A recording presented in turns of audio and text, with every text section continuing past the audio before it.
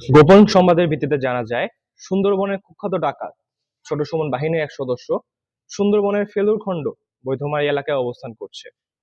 প্রাপ্ত তথ্যের ভিত্তিতে গত 22 মার্চ 2026 তারিখ রবিবার বিকাল 3টায় কোস্টগার্ড বেস মংলা ও স্টেশন হারবারিয়া কর্তৃক বাগেরহাটের মংলা থানাধীন বৈধমারী বাজার সংলগ্ন এলাকায় একটি বিশেষ অভিযান পরিচালনা করা হয়।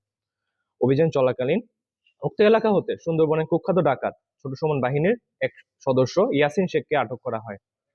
পরবর্তীতে আটককৃত ডাকাতের তথ্যের ভিত্তিতে আজ 23 মার্চ 2026 তারিখ সোমবার মধ্যরাত 1টায় মোংলা থানাধীন ধানসিঁড়ির 4 খাল সংলগ্ন এলাকা হতে একটি একনলা বন্দুক, 4 রাউন্ড তাজা কার্তুজ ও 4 রাউন্ড ফাঁকা কার্তুজ জব্দ করা হয়।